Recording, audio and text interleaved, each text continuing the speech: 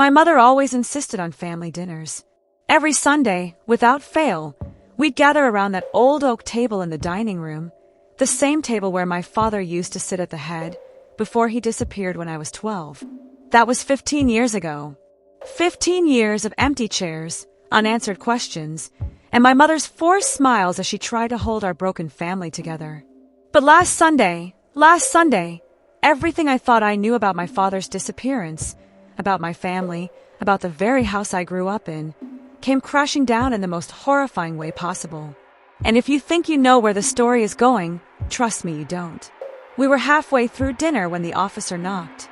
I remember the sound so clearly, 3 sharp raps that cut through our conversation like a knife. My mother froze, her fork suspended halfway to her mouth, a piece of roast chicken dangling from the tines. My brother Jake stopped mid-sentence, his eyes darting toward the front door like a deer caught in headlights. Even little Emma, my sister who was only 2 when Dad vanished, seemed to sense something was wrong. The temperature in the room seemed to drop 10 degrees in an instant. "I'll get it," I said, pushing back my chair. The legs scraped against the hardwood floor, that same floor that had been in our family for generations. The floor that creaked in the same spots every morning when I walked to the kitchen. The floor that held secrets none of us could have imagined. Officer Martinez stood on our doorstep, his face grim. I'd seen him around town for years. He used to coach Little League when Jake was younger, but we'd never spoken directly. He was younger than I expected, maybe in his 30s, with kind brown eyes that seemed to carry the weight of 1,000 difficult conversations. His partner, a stern-looking woman I didn't recognize, remained by their patrol car, speaking quietly into her radio. "Ma'am," he said, tipping his hat slightly. "Are you Sarah Chun?" "Yes, that's me." My heart was already racing, though I couldn't say why. Maybe it was the way he kept glancing past me into the house, or how his eyes lingered on our dining room window. Maybe it was the way he shifted his weight from foot to foot, like he was preparing to deliver news that would change everything. "We need to speak with your family. All of you. May we come in?" The walk back to the dining room felt like it took forever. My feet seemed to move through quicksand. I could hear my mother's voice from the kitchen, asking in that artificially bright tone she used when she was nervous, "Who was it, honey? Everything okay?" Officer Martinez followed me into the dining room, where my mother had gone completely pale. She was gripping her water glass, so tightly her knuckles were white. She knew. Somehow, in that moment, I could see it in her eyes. She knew this day would come. She'd been waiting for it, dreading it, preparing for it for 15 years. Officer Martinez cleared his throat and looked directly at me. His voice was steady, professional, but I caught the slight tremor when he said the words that would destroy my world. "We found something under your floor." The words hit me like a physical blow. My fork slipped from my hand, clattering against my plate with a sound that seemed to echo forever in this suddenly silent room. The piece of mashed potato I'd been chewing turned to ash in my mouth. Everyone turned to me, Jake with confusion written across his face, Emma with the wide-eyed fear of someone who senses disaster but doesn't understand it, and my mother with something that looked like resignation mixed with pure, unadulterated terror. "Under our floor," I managed to whisper, my voice barely audible. Officer Martinez nodded grimly. "The construction crew working on the house next door hit a water main this morning around 7 a.m. When they were excavating to repair it, they noticed some irregularities in the soil beneath your property line. Disturbed earth that didn't match the surrounding area. We got a warrant to investigate at 2 p.m. today. The room was so quiet I could hear my own heartbeat thundering in my ears. Emma's chair creaked as she shifted nervously, her small hands twisting in her lap. Jake's breathing seemed unnaturally loud, almost gasping. And my mother had stopped breathing altogether, sitting frozen like a statue. "What kind of irregularities?" Jake asked, his voice barely above a whisper. Officer Martinez's jaw tightened. He glanced at his partner, who had just entered the room, then back at us. "Human remains. We found human remains buried approximately 6 feet beneath your dining room floor." The words seemed to hang in the air like poison gas. Emma started crying softly, confused tears sliding down her cheeks. Jake pushed back from the table, so hard his chair toppled over with a crash that made us all jump. And I just sat there, staring at the floor beneath my feet, realizing that for 15 years, we've been eating Sunday dinner, celebrating birthdays, opening Christmas presents, sharing family memories directly above. It's my father, isn't it? The words came out of me before I could stop them. You found my father's body. Officer Martinez nodded slowly, his eyes filled with professional sympathy. Dental records confirm it's David Chun, yes. I'm very sorry for your loss. But here's the thing that's been haunting me ever since that moment. The thing that made me realize this wasn't just a tragic discovery, but something far more sinister than I could have ever imagined. My mother didn't gasp. She didn't cry. She didn't even look surprised. She just closed her eyes, took a deep, shuddering breath, and whispered, I wondered when this day would come. Not, oh my God, David. Not, that's impossible. Not even, are you sure? Just resignation. Like she'd been waiting for this moment for 15 years. And guys, if you think that's shocking, just wait. Because what I discovered next made me realize that my entire childhood was built on a lie so elaborate, so carefully constructed, that it fooled everyone, the police, the neighbors, even us kids. Please keep watching, because the real story is just beginning. Before I begin, please hit that subscribe button and turn on notifications. This story changed everything I thought I knew about my own family, and I need you to hear every single word. What I'm about to tell you will make you question everything you think you know about the people closest to you. Let me take you back to the beginning, because the story I'm about to tell you isn't just about finding my father's body.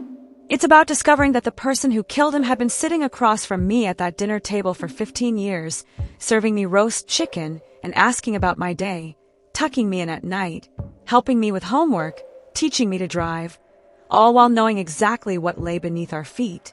My father disappeared on a Tuesday night in October 2009. I remember the exact date because it was October 13th, fitting, considering it turned out to be the unluckiest night of our lives. I was 12, Jake was 8, and Emma was just a baby, barely walking and still sleeping in a crib in my parents' room. I remember that night because it was the first time I'd ever heard my parents have a real fight, not just bickering about bills or whose turn it was to do dishes, but a screaming, door slamming, neighbors probably called the police kind of fight that shook the entire house. I was lying in bed, trying to do my math homework, fractions, which I hated, when I heard my father's voice booming from downstairs. His voice carried differently when he was angry. It got deeper, more resonant, filled with an authority I rarely heard him use with us kids. I won't let you destroy this family, Linda. I won't let you take my children away from me. My mother's response was quieter, but somehow more chilling. Her voice had this cold, calculating quality that made my skin crawl. They're not your children anymore, David. They stopped being yours the moment you chose that whore over your family. I didn't understand what she meant then. I was 12. I had no idea my father was having an affair. But now, looking back, all the pieces fit together like a horrifying puzzle. The late nights at the office that had started 6 months earlier. The mysterious phone calls that made him smile in ways I hadn't seen since I was little. The way he'd suddenly started dressing better, buying new cologne, humming songs I didn't recognize. The way my mother had grown colder and more distant, watching him with these calculating eyes like she was planning something. There was a crash, something heavy breaking, maybe the ceramic lamp my grandmother had given us, or one of the picture frames from the mantel. Then more shouting, words I couldn't make out but tones I'll never forget. My father's voice getting more desperate, more pleading. My mother's getting colder and more controlled. Then silence. Then the sound of the front door slamming so hard it shook the whole house and rattled the windows in their frames. I remember lying there in the dark, my math homework forgotten, listening to the house settle back into quiet. I waited for the sound of his car starting in the driveway, but it never came. I waited for him to come upstairs to check on us like he always did after a fight with Mom, but he never did. That was the last time I ever heard my father's voice. The next morning, Mom came into my room with red, swollen eyes and told me Dad had left us. But here's what I remember that should have been a red flag. She was too composed, too prepared, like she'd rehearsed this conversation. He said he needed some time to think, she explained, her voice eerily calm and steady. He'll be back when he's ready. Sometimes adults need space to figure things out. I asked where he went, and she said, somewhere far away. somewhere he can think clearly about what he wants. I asked when he'd be back, and she said, "I don't know, sweetheart. Maybe never." I asked if we could call him, and she said, "He asked us not to try to contact him. He needs this time to be completely alone." Even as a 12-year-old, something about her answers felt wrong. They were too neat, too final. But I was a kid. What did I know about adult relationships and marital problems? But days turned into weeks, weeks into months, and months into years. The police investigated, of course. Detective Rodriguez, a heavy-set man with kind eyes and a thick mustache, came to our house multiple times during those first few months. They questioned my mother for hours, though at the time, I thought they were just trying to help find Dad. Now I realize they suspected her from the beginning. They searched our house twice, though apparently not thoroughly enough. They interviewed neighbors, checked his credit cards, followed every lead. They discovered the affair, a woman named Jennifer Martinez who worked at his insurance company. She was devastated when they told her he was missing, genuinely confused and heartbroken. She'd been expecting him to leave my mother for her, had been planning their future together. He was supposed to tell his wife that night, she told the police. He was finally going to ask for a divorce. He was so excited about starting over with me. But David Chun had simply vanished without a trace. Sometimes people just leave. Detective Rodriguez had told me when I was 16 and desperately calling the police station again, begging them to keep looking. Especially men going through midlife crises. They start new lives somewhere else, cut all ties with their past. It happens more than you think. I believed that for years. I had to, because the alternative, that something terrible had happened to my father, was too horrible to consider. And because my mother seemed so certain he'd simply abandoned us.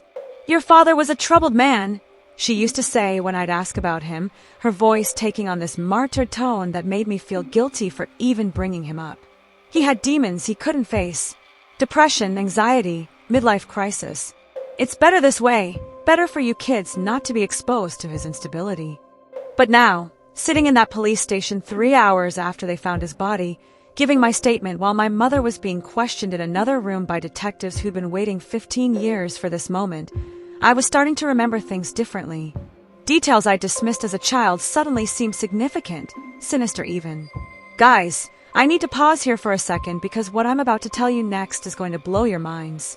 If you're watching this during your lunch break or while doing other things, I need you to stop and pay attention, because the level of manipulation I'm about to describe is something you won't believe.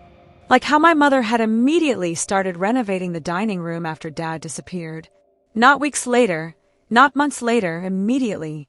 Like, within 3 days of his disappearance, she was ripping up the old carpet and having new hardwood installed. "I need to make the space ours again," she'd said, supervising every detail personally. She insisted on being there when the workers installed the new flooring, claiming she wanted to make sure they didn't damage the original hardwood underneath. The construction took 3 weeks, and she never left the house during working hours. Never. I remember asking her why she was renovating so soon after Dad left, and she said, "This house needs to feel like home again, not like a place where people abandon their families." At the time, I thought she was just coping with grief in her own way. Now I realize she was literally covering up evidence. Like how she'd never seemed to grieve, not really. Other widows in our neighborhood, Mrs. Patterson when her husband died of cancer, Mrs. Kim after her husband's heart attack, they were devastated for years after losing their spouses. They wore black, they cried at the grocery store, they couldn't function for months. But Mom just moved on. She started dating again within 6 months. A series of men who never lasted more than a few months, like she was testing the waters but never really wanted to commit. When I asked her about it, she said, "Life goes on, Sarah. I can't mourn forever for a man who chose to leave us." She never talked about Dad except to criticize him, to paint him as selfish and unstable. She carefully erased him from our lives, removing photos, packing away his belongings, even changing our last name from Chun to her maiden name, Williams, when I was 14. "It's better if we start fresh," she'd said. The Chun name is associated with abandonment in this town. Like how she always got nervous whenever someone mentioned missing persons cases on the news. I started noticing it when I was in high school. We'd be watching TV together, And if a story came on about someone who disappeared, she'd quickly change the channel or suddenly remember something urgent she had to do in another room. "Those stories are too depressing," she'd say. "We don't need that negativity in our lives."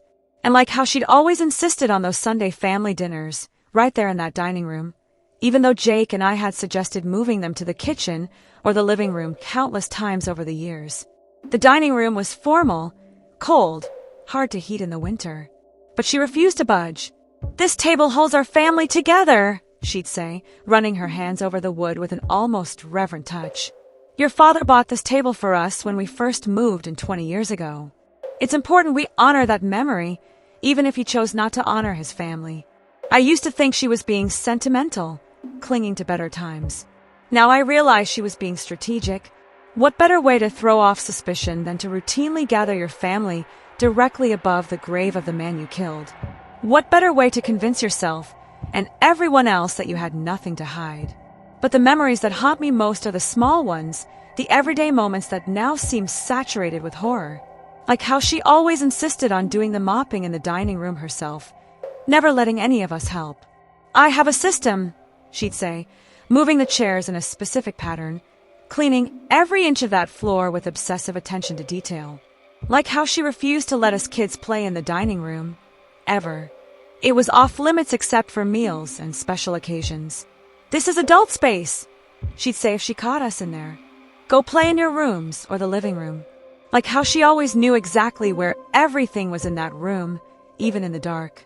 She could navigate around that table, those chairs, without even turning on a light. She knew every board, every corner, every inch of that floor like she'd memorized it. Like how she'd sometimes stand in the doorway of the dining room, just staring at the floor with this strange expression on her face. When I asked her what she was thinking about, she'd say, "Just remembering better times." But the memory that makes my skin crawl the most is from when I was 15. I'd had a fight with my boyfriend and was crying in the dining room, slumped over that table feeling sorry for myself. Mom found me there and sat down beside me, rubbing my back in that soothing way mothers do. "You know," she said, her voice soft and contemplative, "your father used to sit right there when he was upset about something. He'd put his head down just like that and sigh exactly the way you're sighing now." At the time, I thought she was being sweet, sharing a rare positive memory of Dad. Now I realize she was literally describing how he looked when she killed him. I'm going to share something with you right now that the police told me, and I want you to really think about this. Pay attention to every word, because this detail changed everything for me. The DNA results came back 2 weeks after the discovery, but we already knew what they'd say. The remains were definitely my father's, and the forensic analysis painted a horrifying picture of his final moments. He'd been struck in the head multiple times with a blunt object, something heavy and metallic. The medical examiner said the first blow would have been stunning but not fatal. He would have fallen, probably tried to get up, maybe tried to defend himself. The second blow cracked his skull. The third one killed him. Based on the fracture patterns, Dr. Elizabeth Morrison, the forensic pathologist, explained to me, your father was conscious for at least some of the attack. He knew what was happening to him.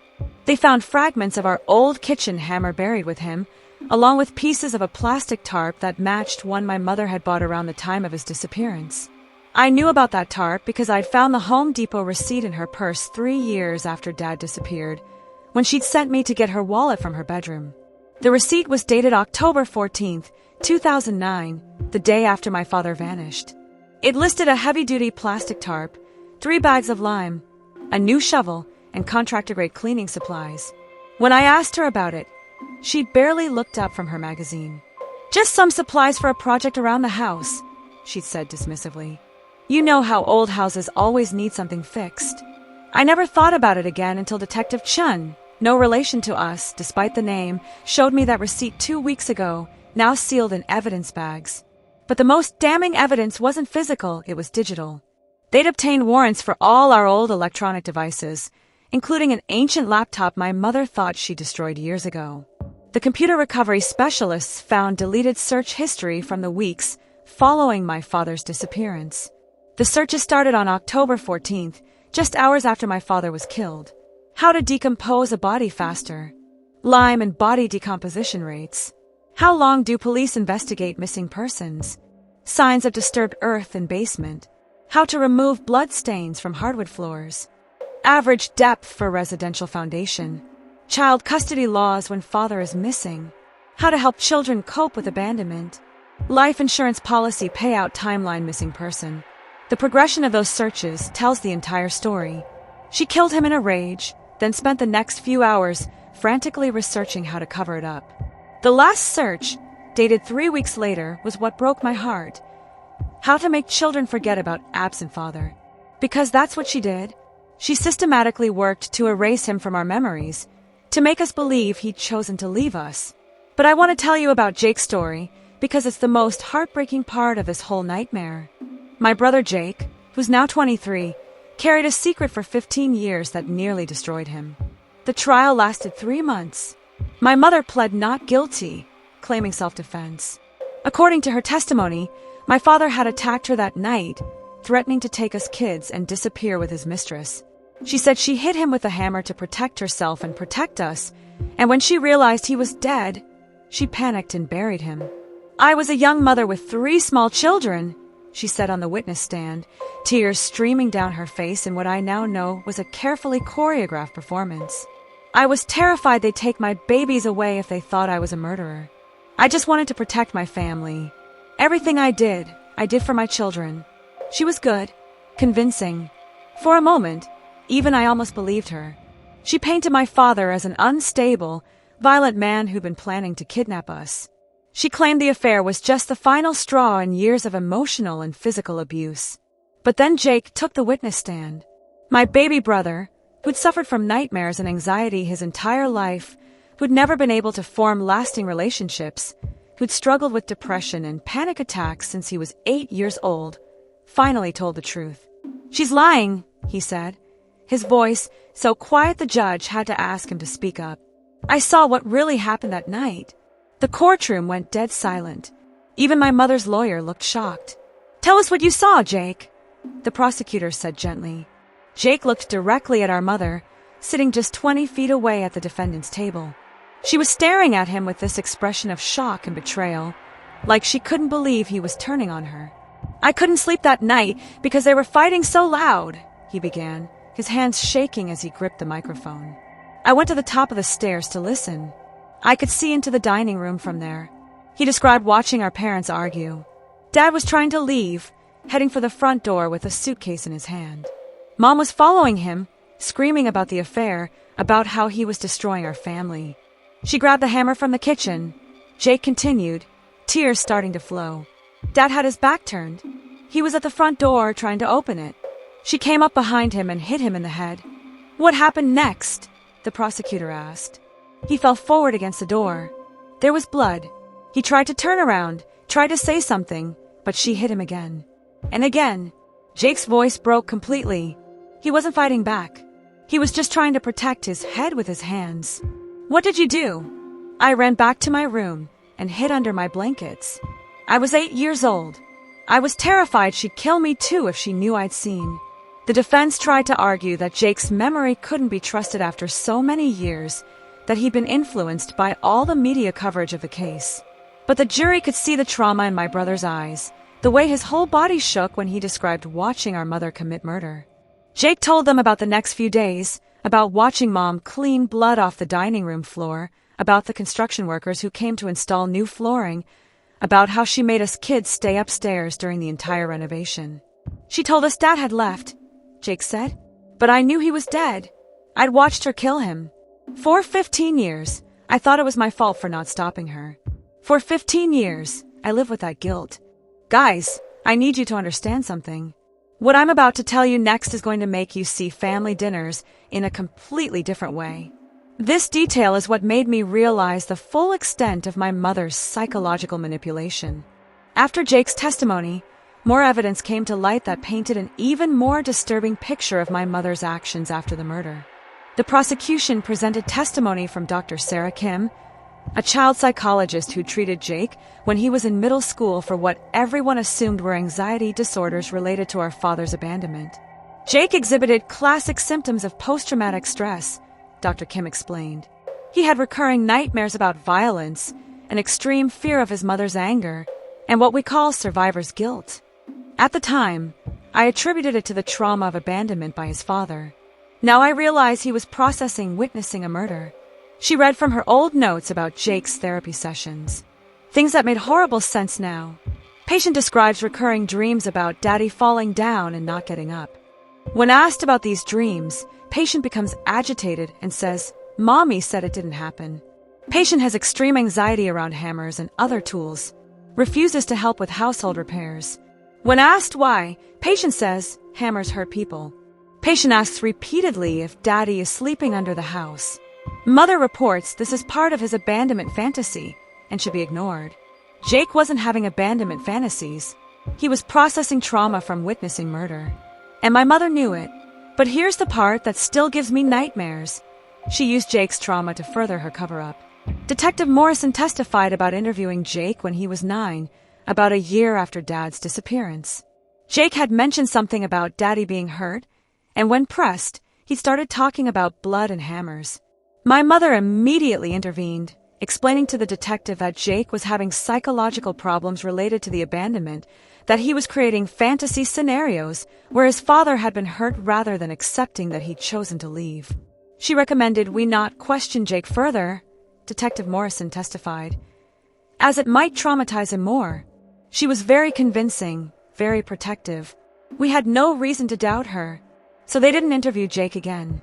My mother effectively used his trauma symptoms to shut down the very line of questioning that might have solved the case 15 years ago. The physical evidence was overwhelming, but it was the psychological profile that really convinced the jury. Dr. Rachel Torres, a forensic psychologist, testified about the elaborate nature of my mother's deception. Linda Williams didn't just commit murder, Dr. Torres explained. She orchestrated a 15-year psychological campaign designed to erase David Chun from his children's memories and replace the truth with a carefully constructed lie. She detailed how my mother had systematically removed evidence of our father's love for us while reinforcing the narrative of abandonment. She threw away birthday and Christmas cards he'd written to us in advance, cards the police found later in a storage unit she'd rented. Cards that said things like, "Happy Sweet 16, Sarah, I can't wait to see the amazing woman you're becoming. And Jake, remember that your old dad loves you more than all the stars in the sky." She destroyed family videos that showed him being affectionate with us, keeping only ones where he looked tired or distant. She told us he'd asked specifically not to be contacted, preventing us from ever trying to reach out or hire a private investigator. She moved us to a different church and enrolled us in different schools, cutting ties with anyone who might have contradicted her story about his character. This wasn't just murder, Dr. Torres concluded. This was psychological warfare against her own children, designed to make them complicit in forgetting their father ever existed. The life insurance angle was particularly damning. My mother had taken out a $2 million policy on my father just 6 months before she killed him. The policy had a clause that would pay out even if he was never declared officially dead, as long as there was sufficient evidence of foul play. But here's the twisted part. She never filed the claim. For 7 years, she let that money just sit there unclaimed. When I asked the prosecutor why, his answer chilled me to the bone. She was playing the long game, he said. Filing the claim too early would have looked suspicious. But after 7 years, when your father could be declared legally dead, she could collect the money, and it would look like she was just finally moving on with her life. And that's exactly what she did. She filed the claim in 2016, 7 years after his disappearance. The insurance company paid out without question. She used the money to pay off the house, buy a new car, and take us on what she called healing vacations to help us move past the trauma of abandonment. We went to Disney World with our father's blood money. We bought school clothes and Christmas presents and paid for college tuition with money she got from murdering him. During the search of our house after her arrest, police found a box hidden in the basement rafters. Inside were letters, dozens of letters addressed to me, Jake, and Emma, all written in our father's handwriting. Birthday letters for birthdays he'd never see. Graduation congratulations for achievements he'd never witness. Letters for our weddings, for when we had children of our own, for when we needed advice or comfort. Letters that said things like, "Sarah, if you're reading this, something has happened to me. but I need you to know that I never stopped loving you, not for one single second. Jake, you're going to be a man someday, and I won't be there to teach you how to tie a tie or ask a girl to prom. But remember that your father believes in you completely. Emma, you're too little to understand this now, but Daddy loves you more than all the ocean and all the sky combined. My father had written these letters as insurance, in case something happened to him. He'd hidden them in the basement, probably planning to tell us about them someday. But my mother found them after she killed him, and instead of giving them to us, she kept them as trophies. The forensic handwriting analyst said some of the letters appeared to have been read multiple times, based on the wear patterns on the paper. My mother had been reading our father's final words to us for 15 years, keeping his love locked away while telling us he'd abandoned us. But I want to tell you about the moment that broke me completely during this whole ordeal. It was when Detective Morrison showed me crime scene photos from that night. They'd used luminol to detect blood traces in the dining room, even after all these years and all the cleaning and renovation. Under UV light, you could see the spatter pattern on the walls, the pool where he'd fallen, the drag marks where she'd moved his body. But what destroyed me wasn't the blood evidence. It was a single detail in one of the photos. There, in the UV-lit crime scene, you could see the outline of small handprints on the dining room doorframe. Child-sized handprints that glowed under the luminol, indicating they'd been contaminated with blood. Jake's handprints, from when he was 8 years old, watching his father die, gripping the doorframe in terror. My baby brother hadn't just witnessed the murder from the stairs. He'd gotten close enough to touch surfaces contaminated with our father's blood. And for 15 years, he'd carried that trauma alone, thinking no one would believe him if he told the truth. The sentencing phase was surreal. My mother's defense team brought in character witnesses, neighbors, teachers, co-workers, all testifying about what a devoted mother she was, how she'd sacrificed everything for her children after our father abandoned us. Mrs. Patterson from next door talked about how my mother had volunteered at our schools, how she'd organized fundraisers and bake sales, and never missed a parent-teacher conference. My fourth-grade teacher, Mrs. Rodriguez, cried on the witness stand as she described how hard my mother had worked to help us kids cope with our father's absence. She was so dedicated to those children, Mrs. Rodriguez said. She never spoke badly about their father, never let her own pain show. She just focused on giving them stability and love. It was obscene, listening to all these people praise the woman who'd murdered our father and stolen 15 years of our lives. But what was worse was realizing that part of me still loved her. Despite everything, despite knowing what she'd done, she was still the woman who'd raised me, who'd comforted me through heartbreaks and celebrated my achievements. That's the real horror of the story. Not just that my mother was capable of murder, but that she was simultaneously capable of genuine love and care for her children. She could kill our father with a hammer and then make us pancakes in the morning. She could bury his body under our floor and then help us with our homework above his grave. The human mind is capable of compartmentalizing evil in ways that are almost incomprehensible. During the victim impact statements, I had to stand up in front of the packed courtroom and try to explain what it feels like to discover that your entire childhood was built on a lie. I don't just grieve for my father, I said, my voice shaking as I looked at my mother sitting 20 feet away. I grieve for the mother I thought I had. I grieve for the family I thought we were. I grieve for 15 years of Sunday dinners where we said grace over my father's unmarked grave. Jake's statement was even more powerful. He looked directly at our mother and said, "You didn't just kill Dad that night. You killed the little boy I used to be. You made me carry the weight of your crime for 15 years. You made me think I was crazy when I remembered what really happened. You stole my childhood, my peace of mind, my ability to trust anyone completely." Emma, now 17, and the only one of us who had no memories of our father, spoke about growing up with a ghost, with the shadow of a man who was painted as a villain but who she'd always secretly hoped might come back for her someday. "I used to lie awake at night when I was little," she said, wondering what I'd done wrong to make my daddy leave me. Now I know I didn't do anything wrong. He never left us. You took him away from us. My mother cried during our statements, but I couldn't tell if the tears were genuine grief or self-pity. Even now, I don't know if she truly understands the magnitude of what she did to our family. The prosecutor read that letter from our father again during sentencing, the one they'd found in his desk at work. "My dearest Sarah, Jake and Emma, if something happens to me, I want you to know that I love you more than life itself. I would never abandon you, no matter what anyone tells you. I'm fighting for our family, fighting to keep us together.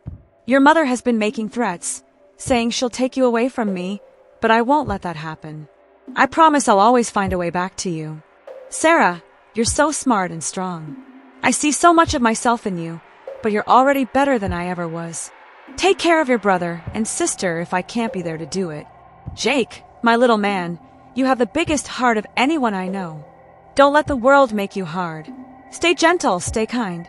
Emma, my baby girl, you're too young to understand this now, but Daddy thinks you're the most beautiful, perfect little person in the whole world.